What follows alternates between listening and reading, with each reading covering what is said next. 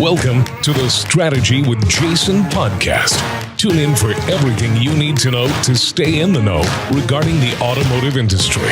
Here's your host, Jason Harris. Hey, what's going on, Podcast Nation? It is Jason Harris here, and thank you for joining me on another episode of The Drive Las Vegas edition. Today I have a very special guest with me. I have the one, the only, the oh-so-famous Mr. Lou Ramirez in the house. What's happening? What's up, brother? What's going on, brother? This is exciting. This is such an awesome ride. Man, what a great time that we're having out here, and what a perfect day. I know, right? None of that wind that was here the other day. Wow, that was nuts. nuts. Cold. I didn't even bring a jacket. I was like, wait a second, this is Vegas. This isn't right. This is my first time in Vegas. Is it? Yes, my very first time in Vegas. It gets tiring after a while, not gonna lie. I'm tired now. It gets tiring after a while. For everybody out there who's listening or watching right now, and maybe you kind of don't know your background and how you got started in the industry, I love kicking off these podcasts with a little origin story because I'm always super fascinated. So how did Lou get started in this crazy world we call the automotive industry? Well, it was actually by direction of a sergeant major of the actual post sergeant major of Fort Knox at the time. He suggested that I go interview at the dealership that his daughter was working at. And I was in transition out of the Army and waiting on the post office to call. I was going to be delivering mail, bringing excitement and packages to people, right? And excited about that. But he told me to go interview at the dealership. And I did. And I met some incredible people. That's where I met Fred. And from there, after I got that first check, that's it. I stayed in the car business. That was back in 2004. Yes, and from there, the car guy started to come out. About a year later, I just created that brand, that identity as the guy for anybody needing a car in my area. I got to ask, were you and Fred like instant friends from the second you met each other? Pretty much. Because I would assume you guys just like literally, you guys are so close and so connected with each other. I would have just assumed you guys have been like connected since like childhood. Because we never aren't kids. Like, we're always kids. So that's basically how we live. We're the biggest kid inside of our family, and we enjoy just doing kid stuff. But as soon as we met and we started to just get together, our energies connected, our heartbeats connected, our wives connected, our kids connected, our sons are best friends. Okay, let that pass. But it was just a great friendship that we had from the very, very beginning. Mm-hmm. And from there, it's just continued to evolve into even more. We ended up being office partners, so we started to develop our brands together, and be basically, a tag team on the sales floor. And now we're doing it as an actual business, and of course as the fun, happy, energetic guys on the podcast. So yeah, me and Fred, we've been friends pretty much since day one of meeting, and it's just an honor to be with him. That's so cool, and I can't wait to interview him next. Oh yeah, he's right behind it. He is right behind, folks. But hey, you guys been having so much fun here at Digital Dealer. Let's do a little recap, because there is just so much going on. I felt like, it's been a while since everybody's seen each other, and it just feels like the last 18 and 20 months has changed. There's so many new players in the game now. I was amazed walking around, checking out the booths, just how many new companies I didn't even recognize, are in the space. So what were some of the highlights for you during Digital Dealer? The energy at this one, of course, it's Vegas, so everybody seems to be excited, seems to be stimulated a lot more. This particular event, this is my second Digital Dealer to be at, and this one, it seemed way more participatory. Yep. Like, more people were trying to get involved. There were more conversations happening, more people getting on the dance floor. Those of you that got out there on the dance floor, great job. But there was more actual speaking happening. It seems like when we went to Tampa, that was the first event like that happened for the year. So that was after everybody's out of the box, able to leave their home. So everybody didn't even know how to say hello to people. Yep. You know what I mean? They didn't know how to talk. They didn't know where to shake hands, hug, do whatever. But this one, everybody seemed loose. Everybody seemed, exciting. Yeah, the comfort level is definitely better. Way better this time. But overall, energy of this event has been great. Met some incredible people. Just so honored to be able to be in the space at this time, right? At this time. Right. Because it is, look, the last 20 months as an industry, we have changed more in the last 20 months than we probably have in the last 60 years of automotive. And the cool thing is, it doesn't look like the change is slowing down, man. Like, it looks like we're continuing to go. So I'm curious, you know, a lot of great speakers, a lot of really new topics. What were some of the key takeaways for you from this digital dealer? From this one, I would have to say that my biggest excitement was just to see the strength of the whole WOCAN group. Led by Kerry Wise, by Erica. She's a rock and star. They're all incredible people that are really breaking the mold on the industry right now. And they're being so classy about it. Yeah. Right? It's one thing to understand that the industry as a whole needs correction, and it's not just the car business, right? Women of color, women, people of color themselves, right? All industries are opening up in a different way, but at this one, it was so welcomed. You saw the energy that was in the room. Yes. People were excited and really taking notes on how do they improve, how do they actually focus on making these things better inside of their world, instead of just saying, oh, well, here's another talk about this, or this is something else I'm not getting right. No, this is something where people were showing up and were intentional about bringing the fix to their world. You know, and I loved the talks that were going on, because to your point, they weren't just talks. Like, they were real actionable items of how your dealership can have that somewhat uncomfortable conversation around diversity and inclusion. And look, it's not a comfortable conversation. No, I mean, it's not something that you show up on a Saturday morning meeting and say, I got something, let's talk about this, right? But I felt like, you know, if you guys weren't here for Digital Dealer, you definitely need to go back, find the talk, listen to it. There were some really great key actionable items of how you can just start having these conversations and put an action plan in place. I thought it was awesome. Yes, I mean, great the way that all of it is delivered right now. And I really enjoyed the flow this time. I mean, I enjoyed it last time. I'm not really hard to get excited. You know what I mean? I'm always pumped up, and I'm trying to find the positive wherever it is that we go. But this time was on another level. And of course, I'm just excited to be in Vegas, right? To be over here with some incredible people, riding over here with my boy Jason, right? This is a blast. But this is all what ends up happening as more and more people try to keep bringing a difference, right? From what you're doing with your show, what you've done for the industry so far. I mean, seeing all these lights raising up, you know, in the industry, it's beyond Vegas lights, right? This is the hope of an industry going forward, and it's just exciting to see all of it coming together. And I'm just so pumped. I love that one. That was a great takeaway. I'm with you on that. Was there any others that maybe just kind of stuck out for you? Like, wow, like, haven't heard that one yet? That really jumped out at me. No, I did love seeing Paul and Kyle do their thing, make sure that got blown up, right? They stepped out similar to the way we did. Those guys are great, just ambassadors of just brand and human first. Like, I do love those guys. You know, one thing I have seen a shift, especially around in this conference and maybe some of the others, is, you know, this is the conference that, you know, like the death of cookies and this idea of, you know, as an industry, we retargeted to clients, you know, 62 times over 30 days, is going away. So, you know, dealerships are waking up to the fact that their marketing efforts and their content, all right, needs to be on point. Like, it's not enough just to stick an ad out there with a payment and say, okay, we're good. You know, it's like, no, the consumer wants to connect with us at a human level, but that means that we need to actually market ourselves as humans.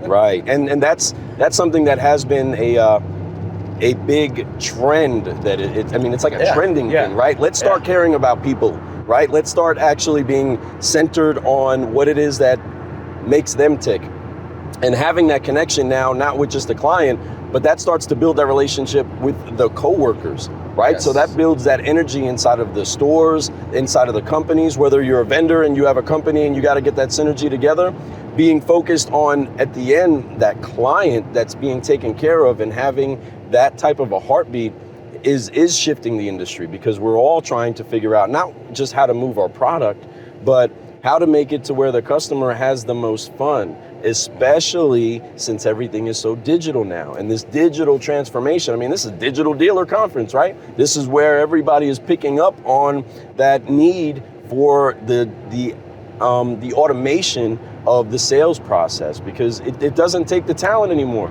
No.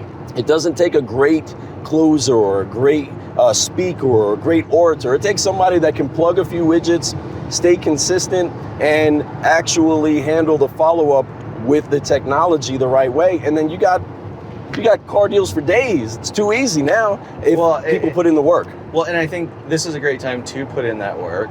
You know, there are advantages to having inventory shortages. You know, we aren't, you know, maybe as busy as we normally are.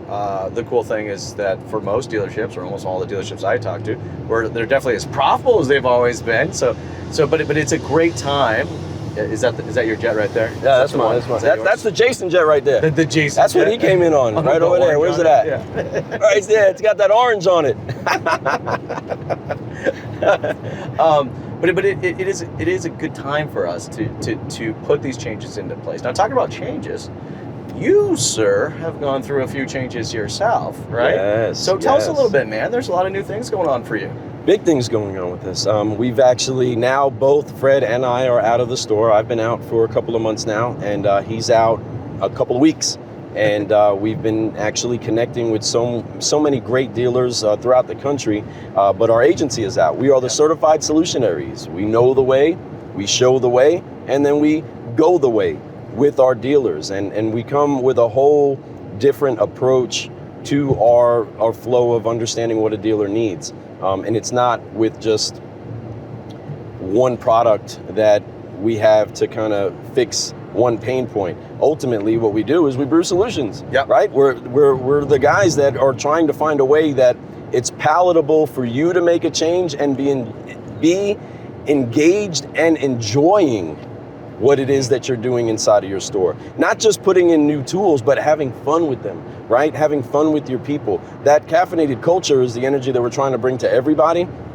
But our agency has now found a way to be able to really find where it is that there's a couple broken things inside of the store. Yep. And say, okay, well, we have a partner over here that does that, and we have a partner over here that fixes this piece. And as you build relationships, right, and you start selling more cars, once you start selling more cars, other problems come in, right? Yes. Like, I gotta go get more cars, right? I need more people to sell me more cars, right? It's more than just putting leads on the lot. Okay, so I'm digging this. You know what I mean? This is more than just a training or a consulting agency. Yes. Okay, yes. so this goes far more into,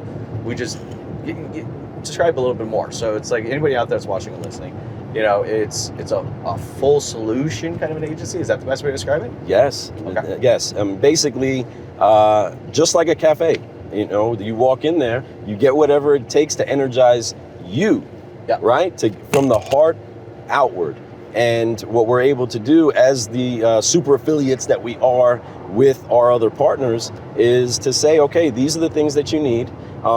We know that you don't know what's available inside of the market right now because you're running a dealership. Yeah. You know, dealers are running dealerships, managers are running dealerships, working the deals.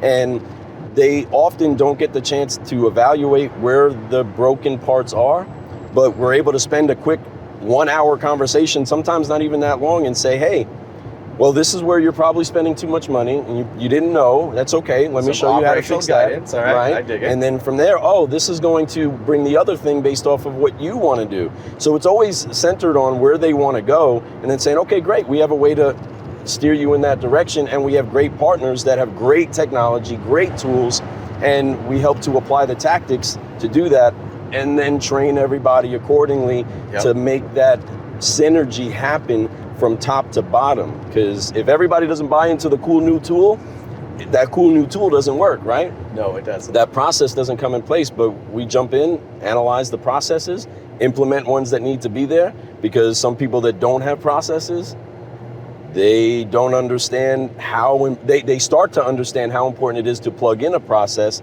but you know, you got to break down whatever is happening at the moment and get everybody excited about the new way to brew solutions. Well, look, I think when you start breaking it down to those micro elements, you know, that is where it gets exciting, right? Yes. And that's where it becomes trackable. You know, and I love the fact that you guys are working with different people. I call it the dealership stew. You know, because it's like you sprinkle in a little CRM here, maybe a dash of marketing over here, maybe a little the core of the DMS. It's like, you know, you just kind of have this stew. And I definitely agree that dealers have struggled in the past to get those right ingredients. Right. You know, Yes. and it sounds like that's really kind of what your agency is doing. It's like you guys you're being the chefs.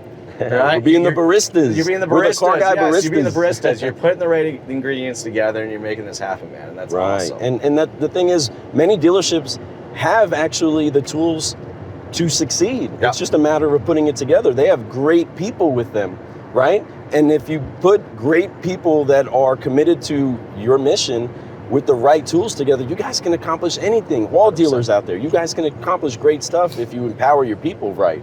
Well, and I think it's always at the core of what you guys talk about is gratitude. Yes. Right? Like if you're gonna empower people, you're gonna train people, you're gonna coach people, you're gonna develop people, all right, it's gotta come from a core value. And I know for you guys that's always been around gratitude.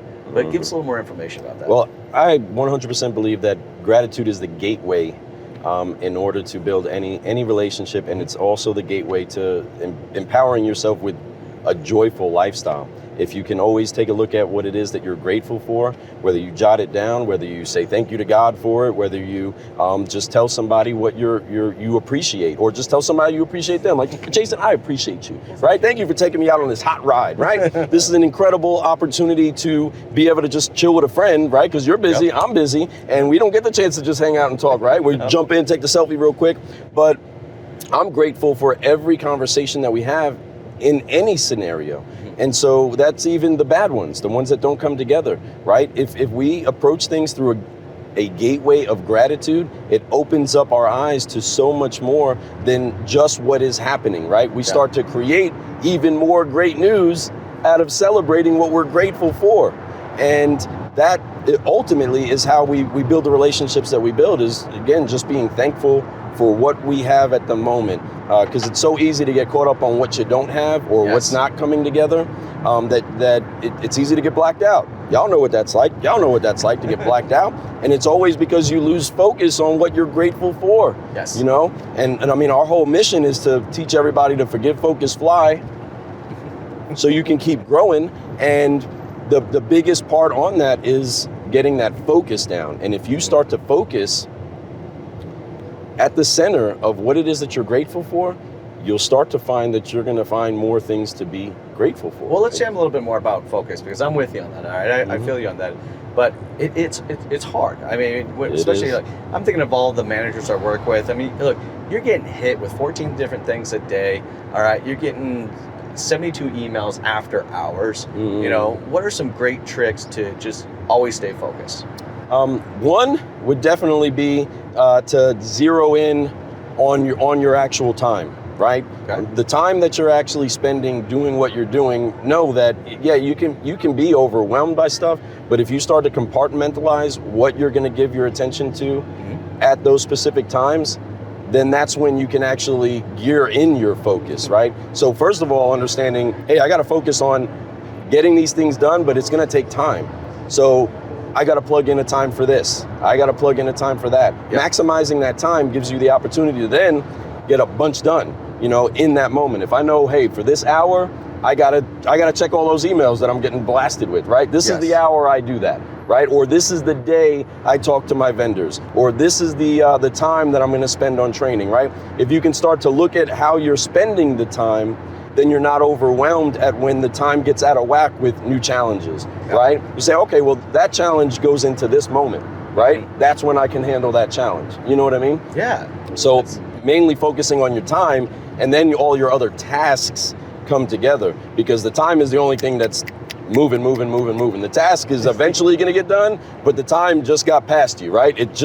We're almost done with this ride already. You never get more of it, right? Right, exactly. But I would say that focusing in on the time that you spend on your tasks, whether it's figuring out what you're doing every day, that's one way to really focus in, is do a calculation of what you've done through the day, everybody. Yeah, it's amazing when you actually sit down and kind of put that out there. You're like, wow, there's a lot of idle time. There's a lot of other stuff I'm doing. But no, I agree with you. I think that's a great exercise, a great first step. It's just, you know, document that time allocation and where you're putting it. But then I think you can go even farther. You go like, how deep is that time, right? Right. Because man, it is super easy to take some time to push some papers around a desk for a couple hours and never really kind of accomplish anything. But I think it's awesome what you guys do, and I'm so glad that you guys are out. You're doing your thing. You guys are so positive. You bring so much value to everybody out there. I know we're getting towards the tail end of our time, but before I let you go, though, for everybody out there that's watching and listening right now, and it just would love to connect with you, maybe continue this conversation, or even find out ways how they can even work with you guys. What's the best way to connect with you, Lou? Well, if you guys just go to carguycoffee.com, there's the About Us, the Contact Us tabs. You can just jump in there, fill out a little bit of information. I mean, got a little bit of a pixel. I know if you touch my site anyway, you know what I mean? But there is a way for you to reach out to us. If you just go to lou@carguycoffee.com, send us an email, holler at Fred@carguycoffee.com. All social media platforms you can reach out, Lou Ramirez, but Car Guy Coffee, you'll find out everything it is that you need to know, and we'd love to have a conversation with anybody that wants to know more. If you want some good coffee, go to carguycoffee.com, hit that coffee shop, and the new dark brew is out. Excuse me, the dark roast. So we're excited about that. It's a Euro blend. We're pumped up about it. But yeah, just reach out to us on carguycoffee.com. Can us in Canada get some? Can we get some? Yes, you should. You should be able to. I'm so excited that you're here, though. I know. You know what I mean? You crossed the border, folks. It's been a while. Just for you, Lou. Just for you. Yeah, right. How many interviews you had already? 30. You're near number 30. Woo! 3-0. That's what's up. I'm taking notes from this guy right here. I love it. But no, I love any time that we've had with you. But I love what it is that you do for the industry. As the bright light is more than just your tie, right? You're bringing the smile, you're bringing that encouragement, and you're always pulling out of people some of the best stuff. And that, for this car guy, this coffee guy, right? I love somebody that's brewing solutions. You consistently do that, and I honor that, brother. I appreciate you, man. Thank you. No doubt. Thanks. It's been fun. Have a good one, man. Hey, you too. Take it easy, everybody. Bye.